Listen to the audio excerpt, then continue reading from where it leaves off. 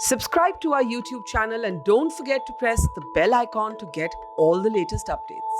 It's now time to transition to our panel. It's my absolute honor to introduce our moderator, Ms. Barkha Dutt, Emmy-nominated reporter, Washington columnist, founding editor Mojo and We the Women, TV host, author, and I could go on and on. It's a real honor to have you with us here today.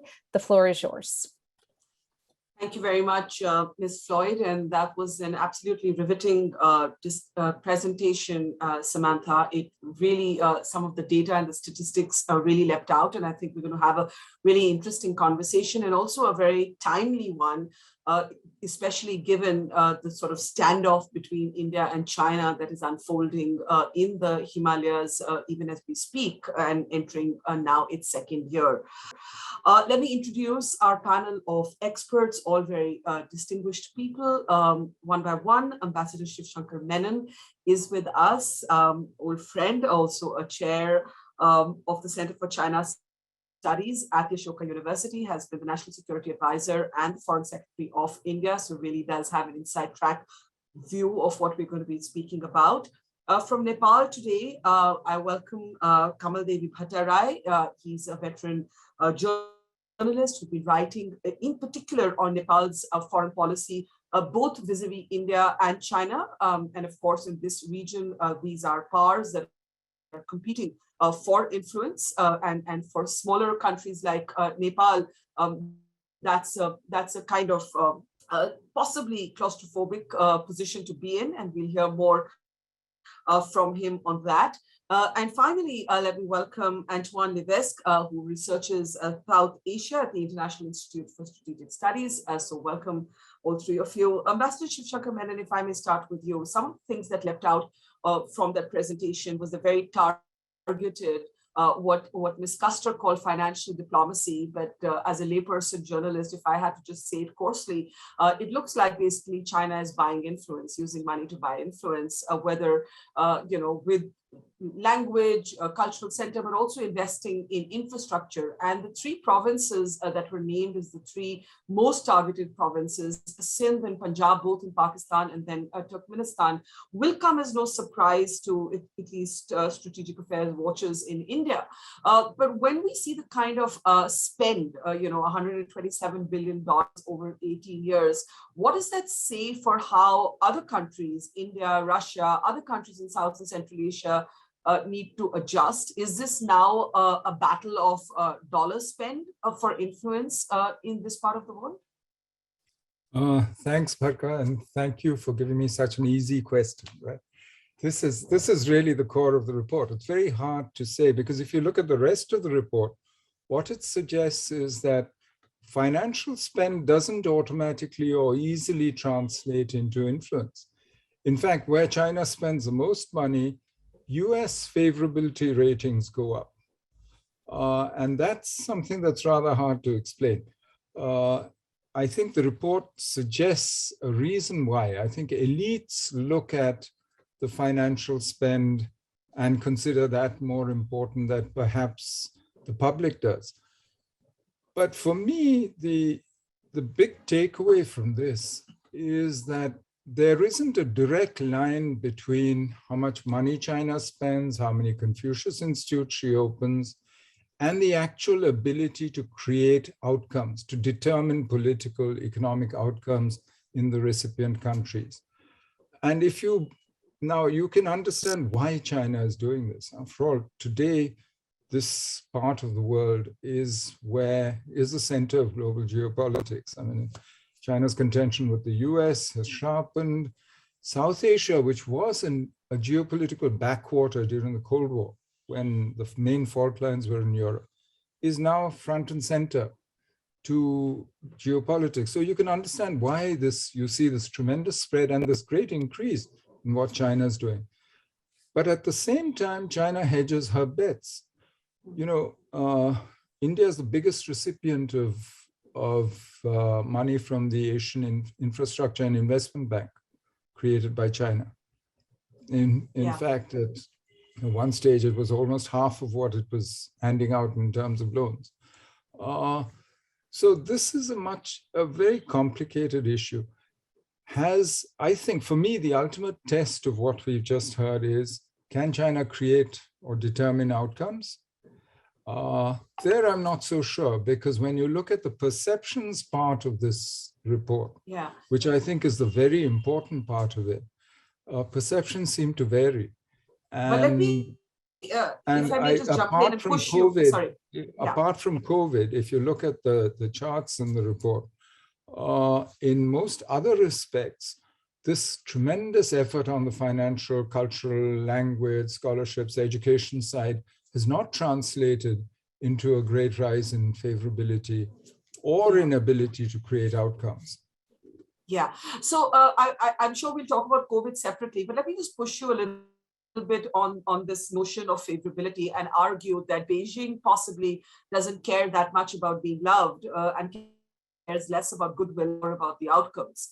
And, in terms of, let's pick up Karachi, which the report shows gets 8 billion, very targeted sort of spend there in Karachi. And clearly there is a pattern, and the report speaks about this, gas pipelines, ports. This is very this is very thought out spending. It isn't just to be how to win friends and influence enemies, right?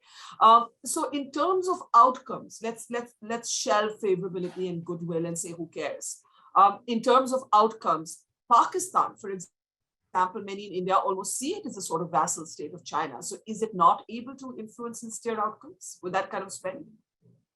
Well, it depends. I mean, I'm sure that Pakistan's importance to China has gone up tremendously, and China's commitment to Pakistan has grown tremendously since Xi Jinping went in 2015, declared CPEC, $62 billion and so on, for many reasons. I mean, Pakistan's important to China not only because of India, but also because of Pakistan's influence on the Taliban could help her to deal with, what's happening in Xinjiang, or support to what she considers separatists and terrorists, Uyghur separatists and terrorists in Afghanistan. Pakistan's important for her to manage Muslim opinion after considering what's going on in Xinjiang and the reactions. I mean, there's a whole host of Gwadar at the mouth of the Persian Gulf. Her energy, her oil supplies come from there. So there's a whole host of strategic reasons why she invests in Pakistan, and why the investment, which initially was primarily in the Pakistan army, because the army ran Pakistan, has now been broadened to the elite. But she also cares about how the rest of Pakistan thinks of her, because that increasingly matters. And I think for China, this is a delicate act, because yes, the more Pakistan is seen as her vassal, the less effective Pakistan becomes as an instrument. So she needs at the same time to work to maintain Pakistan's own credibility. And she does so. So I see what we've seen in the report as really part of a bigger strategy. And it's true. Sri Lanka, Maldives, very important. They sit astride the sea lanes that go through the Indian Ocean. So it matters to them.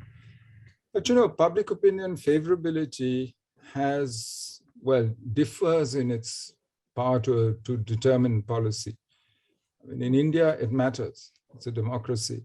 Pakistan matters much less. Sri Lanka, it matters. I mean, governments come and go, and therefore, you'll notice the nature of the Chinese influence operation or public diplomacy and so on shifts depending on that. Let's see. Yeah. I think we're learning, but for me, the big shift is probably the last 2 years in COVID and this changed world that they now face. And I think there's some rethinking, because China's actually spending much less on the Foreign Office, on aid, on BRI in the last 2 years than she was before. So we do have two new X factors, COVID as well as the Taliban in Afghanistan, and also the American sort of pullback from that region. And I'll keep that for the next round of questions. Let me just go to Kamal Dev Bhattarai, who's in Kathmandu this evening, and ask you what the perspective is, from a country like Nepal, which has had its run-ins with my country, India, but China again targeted spending, influence. How does the citizen of Nepal, if you can generalize, and since we are talking about favorability, look at China in your estimation? Yes. Thank you very much for inviting me. The report is very comprehensive, and it is very detailed, and I really appreciate the hard working of this team. When it comes to favorable or public opinion in Nepal, that the report has also mentioned that the basically public opinion is in favor of China. Largely media, politicians, industries, large sections of the society favor, or they favor the China. They want that they think that China could be a game changer to Nepal's economy. China can invest a lot, and they think So that. is it related? Is it related to the spending? Is it related to something else? Is it related to the fact that China is this economic powerhouse? Because I think one of Yes, the slides mentioned that favorability was linked to that. yes, obviously, if you see, as the report also points out, that the China is spending a lot of resources on the scholarship. If you see, many youths who have studied in China are doing work in the Kathmandu, they are writing more positive, and they are writing favorable opinions. You can see that the Nepali ambassador who have been posted at Beijing, almost all former ambassadors write very favorable opinion about the China. If you see the media reports, you can hardly see any critical news regarding the regarding China in Nepal. Even you can see that there has not been even any discussions regarding BRI. It has been 5 years since Nepal signed the BRI, but there has not been any public discussions on the BRI. Then and how do you explain this? What is the reason? And if you were to look at other countries, India, which is familiar, there's a lot of cultural and linguistic commonality. Other countries like Russia, how does that very favorable opinion contrast with perceptions about other nations of the region? Yes, there are a couple of factors. I think that the China has been able to manage politicians in Nepal. If you see the politicians, that they hardly take any critical view or any unpleasant views. They see, and the politicians who just speak about the positive things regarding the China. If the top politicians speak about the give the they speak positive things regarding the China, obviously it impacts their cadres. And if you see the media, it seems that they have managed media in a very best way in their terms, because if you see that the leadership of the media, that could be either owner or that could be the editor. They have so positive attitudes or positive opinion regarding the China. And if you don't see any critical or other views than the positive in the public discourse, then the obviously people have positive opinion on China.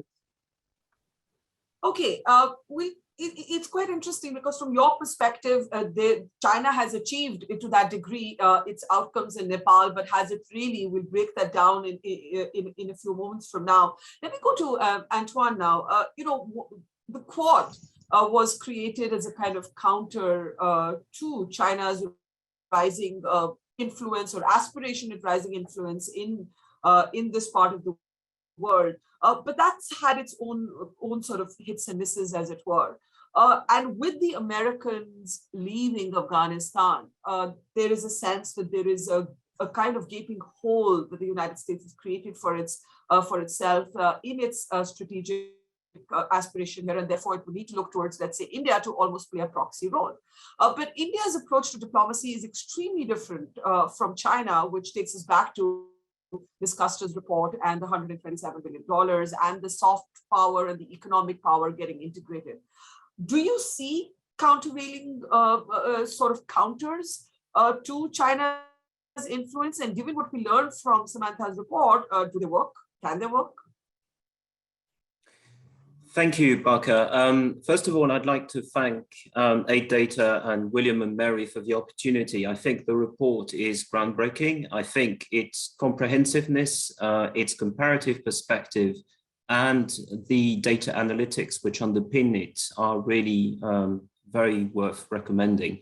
I would also really emphasize that the comparative perspective has the advantage of displaying just how much China's initiatives in the region make up for a whole, which you cannot just see without looking at the aggregate. So I think this is a very important outcome. Now, to your question, I don't necessarily share the entirety of the assumptions in your question, but to address the core of it, I think it's important to see what India could do in the context of this growing Chinese influence across South Asia and the Indian Ocean, and to an extent, because the report covers it, Central Asia also.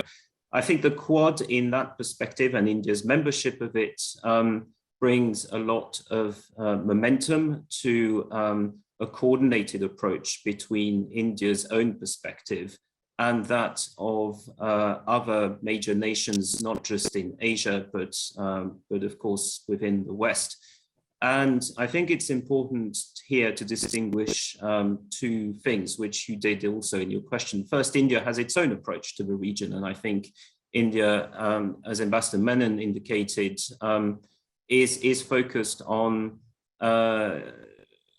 seeking perhaps advantages as counter to China on issues where it has a chance of actually delivering outcomes which make a difference. And these are not plenty, because dollar for dollar, I don't think India can compete, but India can make a difference by partnering on security with a number of countries. Now, to the Quad members, it's obvious to me that there are plenty of initiatives which involve infrastructure, which involve supply chain resilience, which are developing currently, and there are also linkages which are now openly acknowledged by India and the Quad members. Just look at the latest Quad Leaders Summit statement to see that there are acknowledgements of the Blue Dot network with Japan, the EU and the G7's initiatives on infrastructure. So if we are to talk narrowly about infrastructure, I think there's a meeting of mind which is plentiful and which will give rise to plenty of practical coordination, which can involve India on terms which India, for its own national interest, will see benefits in. Okay. By the way, for all our participants, though there is a separate time for Q&A at the end, I'm also just picking up questions from the box as they relate to the conversation. So feel free to post your questions if there's something that strikes you, or if there's something you sort of immediately want to comment on. Ambassador Shivshankar Menon, there's actually a question for you straight off, saying for Mr. Menon, how different are Chinese tactics and tools from those used by the US during the Cold War, PL480 scholarships, Voice of America, etc. Why do we believe that China's moves are inherently sinister? Well, I'm not sure I'd use the word sinister. That was Suman Berry, yes. I know, Suman, I think Berry. I won't use the word sinister, but I think the difference is that, you know, India, well, Gallup has measured in India since '56, it's asked the public, which country do you admire most? And the US has always been in the top three, irrespective of the state of state-to-state relations. Of, you know, they've been good, they've been bad, they've been close during the Eisenhower administration. Kennedy got much tougher, you know, Nixon, Kissinger. But that's never been the case with China. And India and the US have a history of working together. We fought a war with China, so public attitudes will be very different. But also, if you look at what China is doing, not just with India, but in the neighborhood, it's much more transactional. And I think than what, say, the US did in the 50s, 60s. So I think there is a public sense, at least, that this is different from what we are used to with the US. And I think you see it in public attitudes. They sell real estate in Gurgaon by calling it Palm Beach in Orange County, you know, and if you can do that, it tells you something about public attitudes. But what about the takeover of the Indian markets by Chinese goods, right? You know, we speak so much about this very targeted spending, as Ms. Kassur's report does, but there's a sense, and it's a big debate between the protectionists and those who think that for strategic reasons, you can't have open markets vis-a-vis China, that China is a kind of marauding economic force that will co-opt markets even if it doesn't co-opt public opinion. So, you know, even when for Diwali, for example, one of the major Indian festivals, you now have, you know, made in China things that we are buying. Often the public at the height of the most acrimonious moments between India and China, Ambassador Menon, and you know this, is using Chinese goods without even pausing to know that they're Chinese. And therefore, if you have the Chinese so entrenched in your markets, can you really compete with them or resist them when it matters? Well, you know, you've set records in India-China trade this year. Yeah. Last year, the year of the clashes, I mean, India-China trade, China became your #1 trading partner, overtook the US. And the fact is they supply cheap goods, which people like and use. And so, yes, you can't decouple economically, but you have the ability to rebalance the relationship economically, to reduce dependencies, which in some sectors are very high, telecom, you know, you power, etc. You can cut down on dependencies, and you can try and rebalance the trade and see what else you can do. I think it's possible. But today you're in a situation where both the Chinese and us, and actually the US, are all talking of self-reliance. We seem to believe in one-way globalization. Globalization that works for us, but not necessarily opening our own economies. I mean, you're seeing this with China's dual circulation, you're seeing it here. In fact, it's getting harder and harder to tell everyone's economic policies apart, because this reliance on the state, it's quite strange. So I'm not sure. I think there is a rebalancing going on as a result of the pandemic and of the global economic slowdown, the crash that the pandemic brought along with it. So there is a rebalancing, and I think this is an opportunity to actually rebalance India-China economic relations as well. But I don't think you can just decouple from China without actually hurting yourself. The same is true of the US and China. When people, yes, each one will try and decouple where they have advantages. The US will try in technology where they think China's eating their lunch, or actually borrowing, stealing, whatever, IPRs. China will try and do it in the financial field, where she feels that it's US power which actually limits her ability to control outcomes. So yeah, that's normal. That's what states do. I don't think we should be so worried by that. And we will have a complicated relationship with China, which includes competition and some cooperation. Maybe the balance is shifting towards more competition, a more antagonistic attitude, certainly. But let's see, we'll have to work this.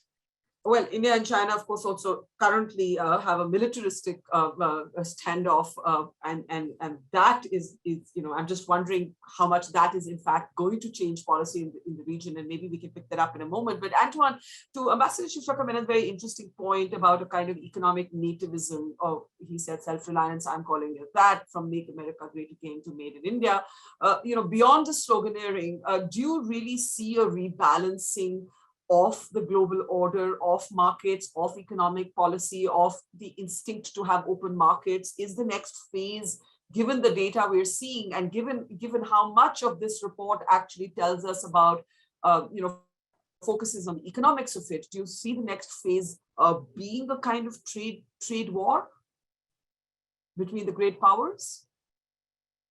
I think Ambassador Menon made the point very clearly that economics and geoeconomics were now a battleground for major state competition. There's no doubt about this, alongside the modalities he described. I think what matters in the context of this report is whether, on the specific steps which China is taking in South Asia, there is any willingness in the region to welcome in competing initiatives. And I think from some of the survey results featured in the report, it seems to me that there is that opportunity open. And if you match that to the speech, the very important speech which Secretary Blinken gave a couple of days ago, you will see that this could be potentially a match. The ambition which was on display in that speech, not just from the US, but from the US as a leader of the Western and like-minded countries, I think was really quite strong. And I would certainly look in the next couple of years to how this broad, like-minded group of countries is going to engage South Asia. There's a real possibility that some practical cooperations could be initiated, especially if India comes in and offers a shoulder to that cart and is able to make a contribution in terms of the different classes of aid, which are identified in the report, which could come in direct competition within a grouping context to what China is doing. Another consideration, I think, is to look, however, also at the pre-existing and indeed the anticipated security relationships between all these countries, recipient countries, and China. I think it's important in the context of Pakistan to really understand the complexity of the pre-existing security military-led relationship with China, and really to understand that poses a quite unique challenge, certainly amongst the a group of countries of South Asia. I think Pakistan stands out as the only country which is so overly keen on a broad spectrum of relations with Pakistan. Would you add Afghanistan now to that mix?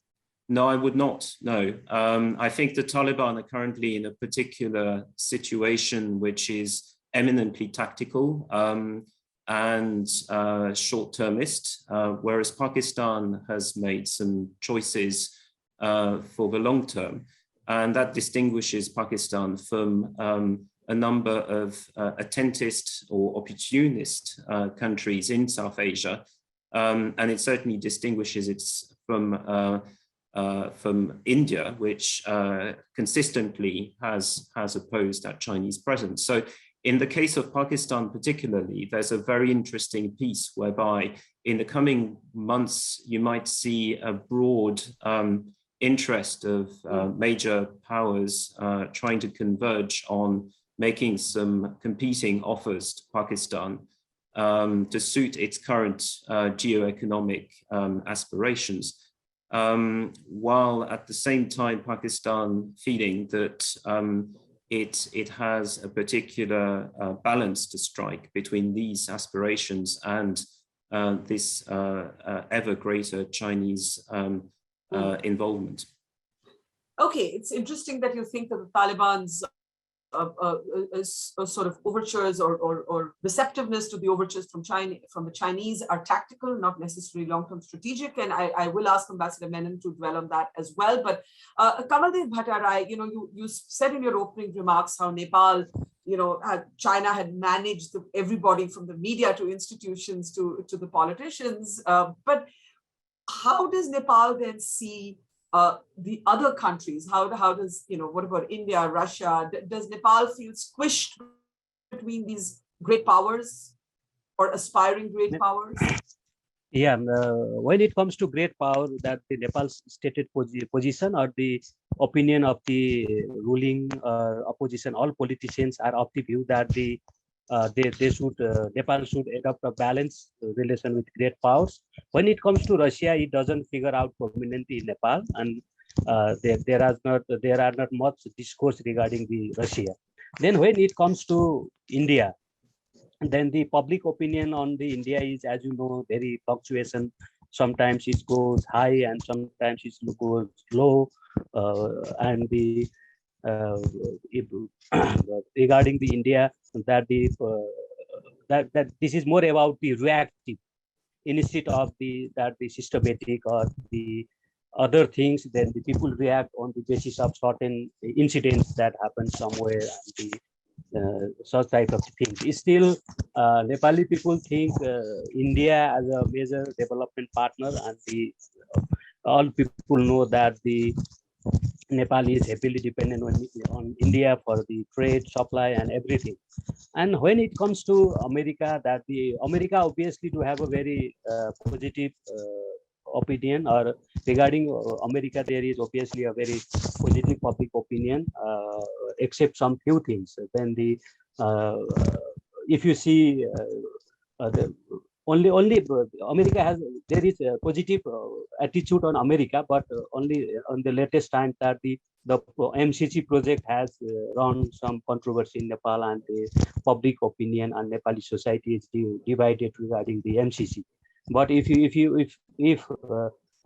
exclude the MCC or some specific project, then the with America, then the Nepal has a very positive attitude, and the Nepal thinks that the Nepal's the policymakers believe that the Nepal should not engage in the great power competitions, and it should not engage in the great power rivalry. Instead, it should focus on the economic development. That if you see that the Nepal has a view that the Nepal should also get benefit from the BRI. Nepal should also get benefit from the MCC and other American projects. Similarly, that the Nepal should get economic benefits from the India and the in sum up, I can say that the now the number one priority of the Nepali politicians and Nepali government is to bring more and more investment, more and more assistance in order to kickstart the journey of the economic prosperity. So in conclusion, I can say that the our main focus at this point of time is that the stay away from the great power competitions and rivalry, and just focus on the economic development. As you also said that when there was conflict between the India and China last year, and the Doklam in 2017, Nepal maintained a very neutral and balanced positions. So despite division of the public opinion on some specific projects, Nepal believes that it should maintain balanced relationship with all major powers. Okay, thank you for that. Let me, the presentation did speak about the great favorability with which the United States is viewed, despite all the billions of dollars that China is spending, especially among the citizenry and particularly among the elites. But Ambassador Menon, let's talk about America's exit, clumsy exit from Afghanistan. And what might that do? We had Antoine arguing that the Taliban is right now being strictly tactical. But there are other dynamics that could flow from this. And that dynamic could be that India knows that the US has long fallen back on Pakistan to handle the situation in Afghanistan, even when it knows that Pakistan has patronized all of these terror groups. Now, we may see a situation where, to fill this vacuum, you see the United States falling back on Pakistan yet again to mediate a kind of relationship, as it were, with the Taliban and with other elements in Afghanistan. If that happens, what is that going to do to the power play, with the Russians also trying to get a slice of the action in Afghanistan? Firstly, about the exit, frankly, we've known the US was leaving since 2010. I mean, President Obama announced this exit. So I'm a bit surprised by this world suddenly acting so surprised. Oh, the Americans have upsticked and left. And how could they do this? And I don't see how an exit can be clumsy or not clumsy. An exit is an exit. And the problem maybe the assumption was not that when they exited, the Taliban would be back. What the Taliban did with that exit. And that's the problem. I mean, let's not confuse ourselves. The issue is not America's exit, which we've known about now for a decade, and which has been on the cards for a long time. About the consequences of that, I'm not quite sure where this logic is leading. What would America gain by, and what is she seeking to achieve in Afghanistan by using Pakistan, as you suggest, by working with Pakistan? I'm not sure. I mean, she's left Afghanistan. She doesn't have direct interest there except to prevent what happened before, attacks on the US out of Afghanistan. She has promises for that, but other countries have more immediate interests in preventing Afghanistan become a breeding ground of terrorism and exporting terrorism. And that includes China, Russia, Pakistan as well. Pakistan has their own problem with the TTP. I mean, this. So for me, frankly, the immediate consequences of that exit, if I were Pakistani, I'd be very worried. Because it's Pakistan being Talibanized, not Afghanistan being Pakistanized, that we need to worry about here. So for me, this is actually, I'm not quite sure why we have this constant weeping and wailing and whining about, oh, you know, the sky has fallen. It hasn't. This is another situation where now the regional powers have to actually step up and do the work that America was doing on their behalf. And that's what they're trying to do in their own ways, whether it's China, whether it's Russia, whether it's Iran, whether it's Pakistan, whether it's India. We're talking to each other. We're trying to see what we can do, working with Tajikistan, with other neighbors. And this will take a while to work itself out because, as Antoine said rightly, Taliban so far has been tactical and hasn't shown us in any conclusive way that they are different from what they were before. And we've seen that movie before. So I am not quite sure that I'd accept the assumptions behind your question.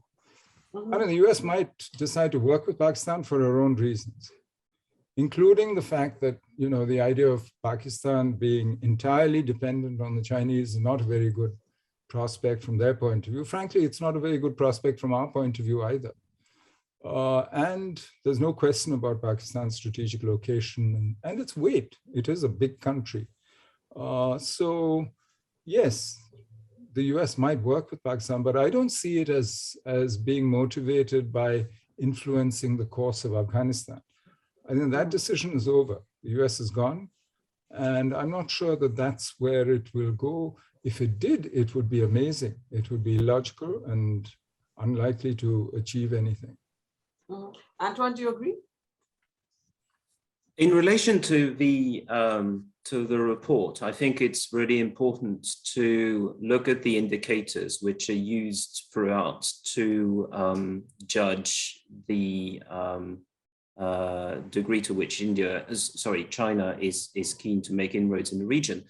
And you apply those to post 15th of August Afghanistan. And very quickly, I think you come to the conclusion that the degree to which there is order, or rather that there is disorder in the country, paints rather bleak prospects for any of those indicators to be successful in the coming years.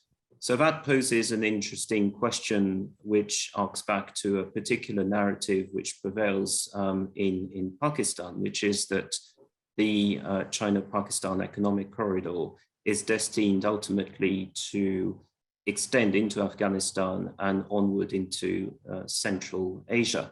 I think this is looking increasingly unlikely.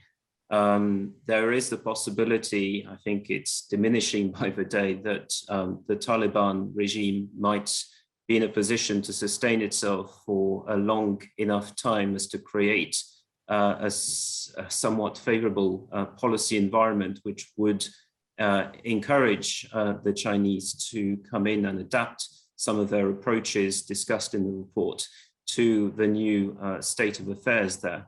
But frankly, I doubt this very much, simply because the Taliban do remain a force whose identity is still widely seen as being essentially made up of terrorists. And so that is a significant problem. If you speak to Chinese interlocutors, they will not necessarily agree with that statement, but they will at the very least agree that there are some dissensions within the Taliban regime as we see it, and that at the very least there are risks ahead. Okay, we have about 10 minutes left, so please, if you have questions, do keep them in the chat box and I'll pick them up from there. I want to now talk about COVID. The presentation actually suggested that the superstar sort of consequence, the success story of Chinese public diplomacy was the aftermath of its handling of the COVID pandemic, despite all of the sort of raging debates around the origin, the lack of transparency by the Chinese. Did it leak from a lab? Did the Chinese tell the world, help the world? Is China responsible for the state of the world today? The presentation that Samantha put forth, Ambassador Shivshankar Menon, found that largely people believe that China has handled all of that pretty well, given the stakes. How do you see COVID changing, what's happening with China's sort of aspirations to influence? I think it's a little too early to tell, but I do think that there is a re-examination of China's public diplomacy and of what her influence operations basically in her periphery. As I said, it seems to me that in the last 2 years, Chinese funding for the Ministry of Foreign Affairs is down, Chinese aid is down, Chinese assistance under BRI is down. Now, you could say this is because the world has closed down and the economy has collapsed, and but there is a fundamental rethink on China's internal economic and other policies as well. Common prosperity, there's dual circulation, a much more inward looking, and there seems to be a conviction in the Chinese leadership, judging by what they're saying, that the US and the West are fundamentally against the rise of China, will oppose that, and that this is not going away very soon, so that the situation has become much more hostile in a sense, economically, politically, in various ways. And if that is true, we will probably see a shift in China's public diplomacy and influence operations across the world, because it will have to adjust to this. It's interesting. Zhou Enlai had said to Chinese diplomats, he had a sort of, in the 50s, he used to say, when you go abroad, 10% of the people are for us, about 10% are against us, but then 80% are neither for us nor against us. You should devote 80% of your effort to that 80% and not waste your time. Somewhere along the line, they seem to have forgotten that. And they're concentrating a lot more effort on those who are with them and are much shriller and using a lot of wolf warrior diplomacy, as it were, against those who are against them.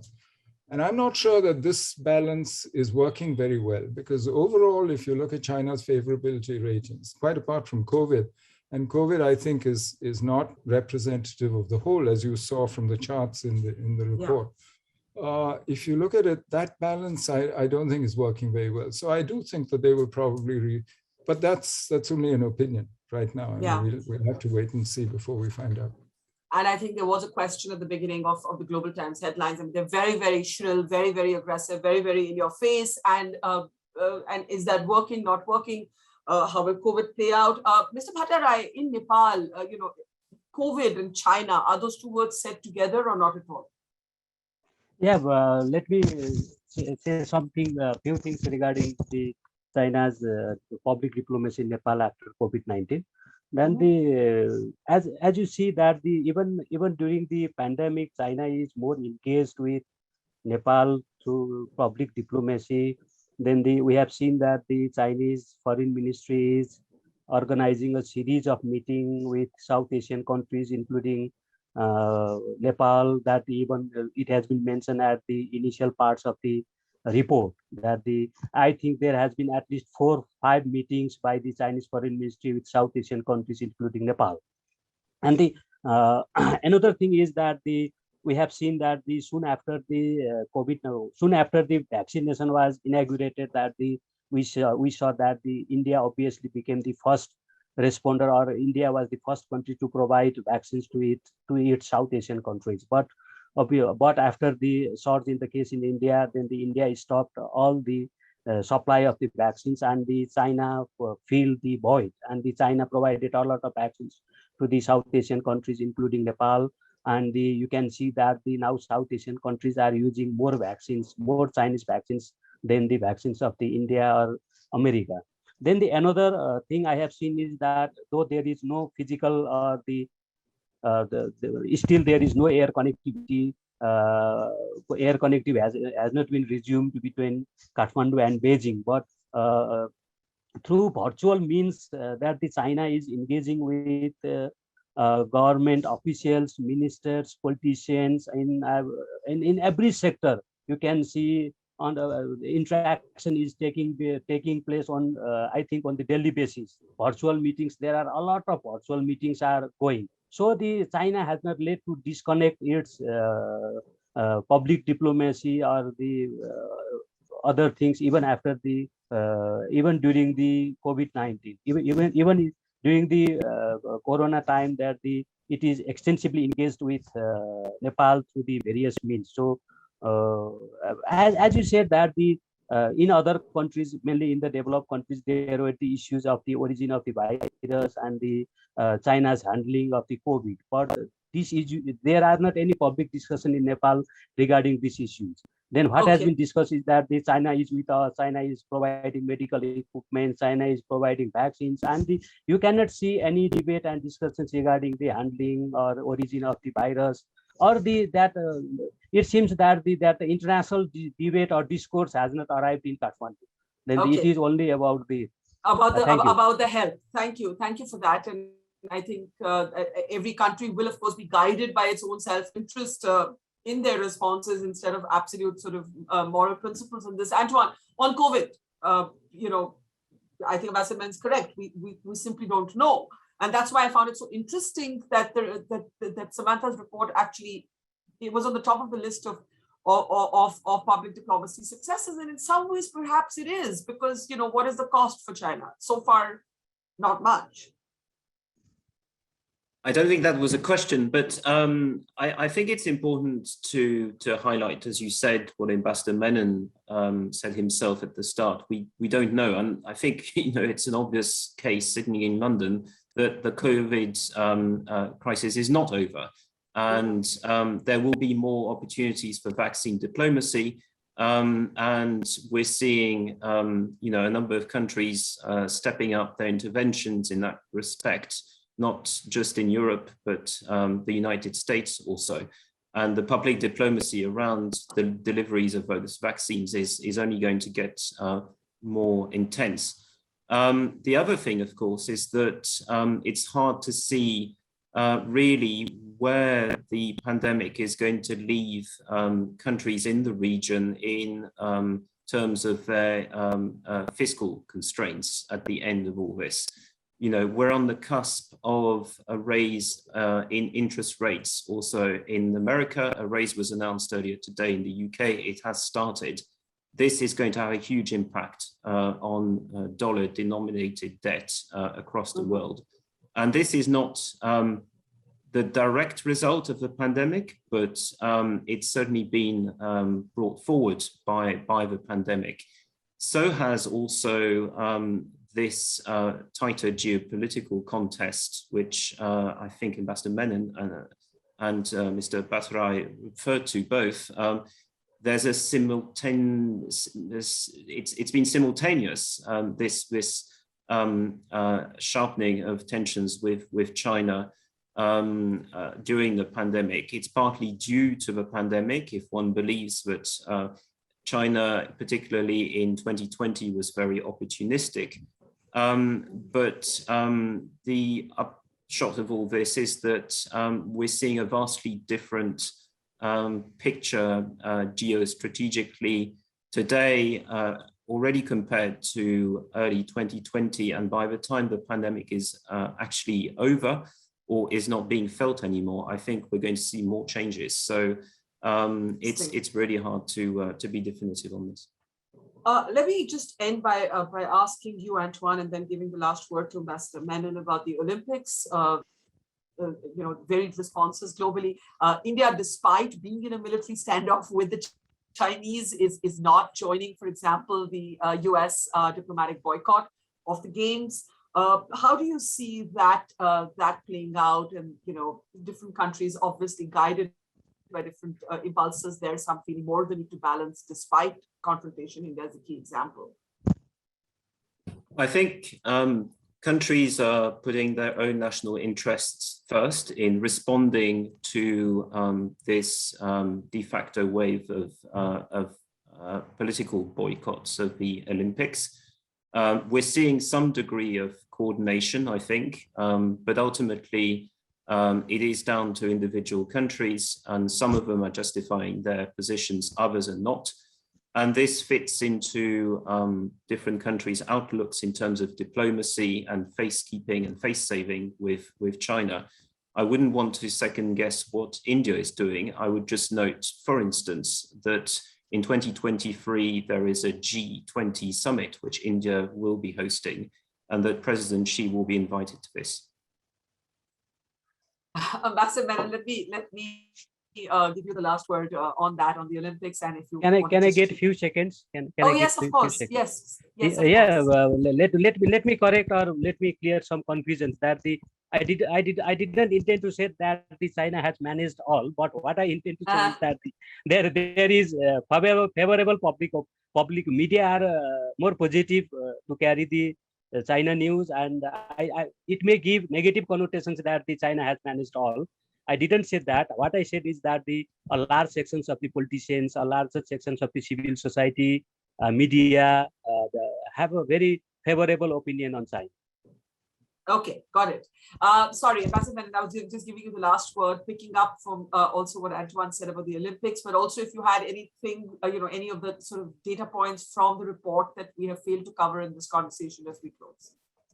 Well, I think on the Olympics, frankly, India and China have enough issues. We don't need another one. And I think that's probably one reason why, we took the stand we did. In any case, I'm not sure mixing sport with politics, even though we don't play cricket with Pakistan. And that's not, so that's a complicated area. But there is one thing I want to stress, that the report makes it very clear that elites have very different attitudes to what China is doing from what citizens do. And I find that fascinating because for me, that suggests actually, let's see what a state-centered system like China makes of that and then does it. I wish we knew the Chinese reaction to the report, but maybe we just have to wait a while and then see what they say. Yeah. But maybe what they will do instead is to change what they do rather than say very much. Let's see. Yeah. Well, it has been a fascinating, really a groundbreaking report, and so much material there. I think we need time to process all of it. Thank you, Ambassador Menon, Mr. Antoine Levesque, and Mr. Kamal Dev Bhattarai, and thank you, Ms. Custer, for your work and your team's work. And I'll hand it back now to Ms. Floyd. Thank you so much. Wonderful. Thank you so much. We're really pleased that everyone was able to join us today for the release of Corridors of Power, how Beijing uses economic, social, and network ties to exert influence along the Silk Road, and of course, this distinguished panel on South Asia. Thank you very much to all of our speakers, our moderator, and our participants that joined us online. We'd like you to engage more with the report. So head on over to AidData's website, aiddata.org, where you can read this report, interact with it. There's a dashboard online. And while you're there, you might check out some of their other reports that were published this year and prior to it. Ms. Custer has been busy with her team of experts. It's our hope that you can join us for future events. Please drop us a note if you have ideas on how to engage in the future, or perhaps additional angles that we should be considering, or maybe you have an idea for collaboration. William & Mary, being an international university, would love to follow up on those points. Thank you again, Ms. Custer, congratulations, and we'll give you all back your Thursdays. Thank you, bye-bye. It's great to see you here. Thank you for watching our work. If you haven't subscribed yet, don't forget to click the bell icon and subscribe to Mojo Story and support independent, robust journalism.